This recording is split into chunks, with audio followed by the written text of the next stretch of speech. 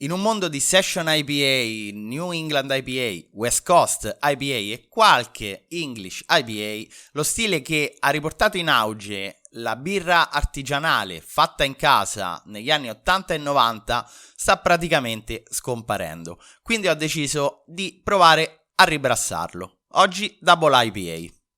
Nonostante i vari stili che ho brassato in questi anni, antichi o moderni che siano, lo stile della Double IPA mi manca. In realtà ho fatto una sola versione e non l'ho mai brassato con le conoscenze e la convinzione che ho questa volta. Il mio unico e ultimo tentativo con questo stile risale al lontano 2019, quando utilizzavo un secchio di plastica per fermentare. La camera di fermentazione era completamente assente o quasi, e per il dry hopping buttavo del luppolo in un sacchettino e lo immergevo più o meno a caso all'interno del mosto.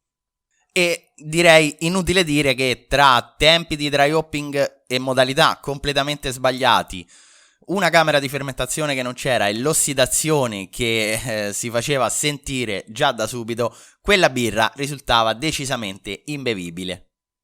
Ora invece, anche grazie a Natale in un bicchiere, ho avuto la possibilità di assaggiare tantissime varietà per questo stile, che siano moderne o un po' più old style, ed è proprio queste ultime che mi hanno colpito e che voglio provare a replicare in questo video. Quindi farò una Double IPA old style con l'amaro giusto e le componenti luppolate che richiamano un po' anche gli anni 80 e 90, quindi con una parte di resinoso ed erbaceo messe al punto giusto. Ma prima di tutto parto ovviamente dall'acqua. Ho usato un'acqua molto carica con un bilanciamento equo su cloruri e solfati, una quantità di calcio di 100 ppm e i bicarbonati praticamente assenti a 11 ppm. Ciò che mi interessava per il trattamento dell'acqua era un controllo del pH più esatto possibile. Infatti nell'ultima versione che feci all'epoca questo controllo decisamente non c'era e il risultato era una birra imbevibile con dei difetti evidenti che non saprei ben descrivere, ma che ho ritrovato anche in molti esempi di altre birre fatte con l'acqua di Roma, che guarda caso ha 700 ppm di bicarbonati e quindi il controllo del pH non sempre viene effettuato. E passiamo a dare la caratterizzazione con la parte dei malti. Per il grist ho utilizzato 80% di Golden Promise, 12% di Munich e 8% di malto caramellato Cara 20.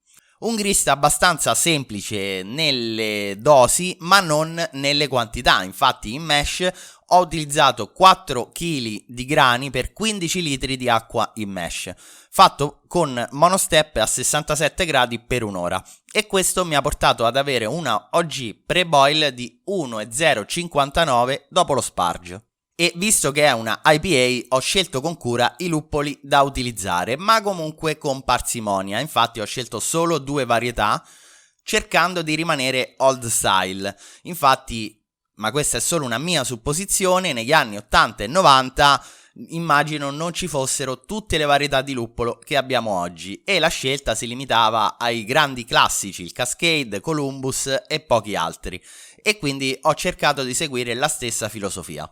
I luppoli che ho usato sono infatti Chinook e Mosaic. Ho scelto queste varietà analizzandone i profili su Beer Maverick e scegliendo quindi le varietà che mi avessero dato il giusto apporto di resinoso ed erbaceo all'interno della birra. Oltre a questo ovviamente ho letto varie volte gli articoli su Brewing Bed sulla scelta dei luppoli, ve li linko in descrizione a questo video e sono stati davvero utilissimi anche per capire le dinamiche all'interno del fermentatore.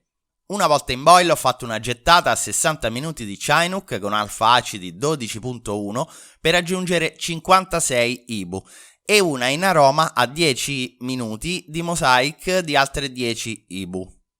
In totale ho ottenuto 66 IBU calcolate su Brewfather. Sono arrivato in fermentatore dopo il raffreddamento con 10 litri di birra e una densità di 1,075 e qui ovviamente doveva esserci l'imprevisto. Infatti aprendo il frigo ho trovato una sola bustina di US05 che era il lievito designato a fermentare questo mosto, e quindi ho involontariamente dovuto blendare quella bustina con un'altra bustina che però era di Brai 97.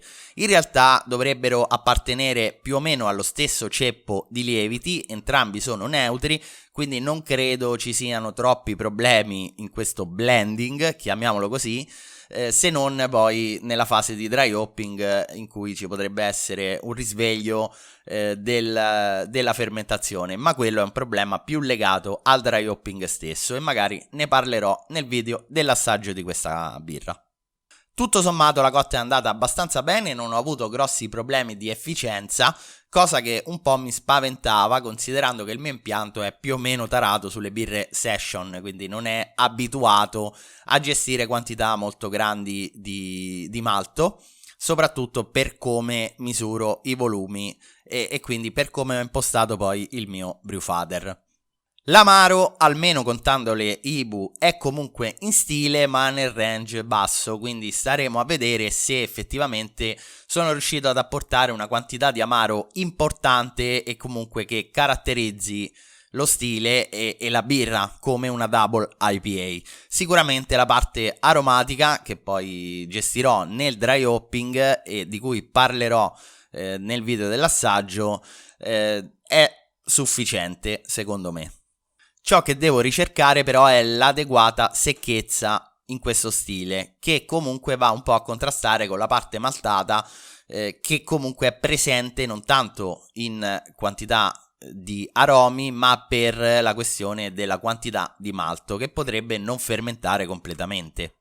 E con tutti questi dubbi vi do appuntamento la settimana prossima per l'assaggio di questa birra e per parlare del dry hopping, su come ho apportato la componente resinosa ed erbacea a questa birra tramite i luppoli inseriti a freddo, e per scoprire come è andata questa birra al concorso a cui l'ho mandata, Brewer, quindi il concorso a tappe dell'Emilia Romagna. Alla prossima!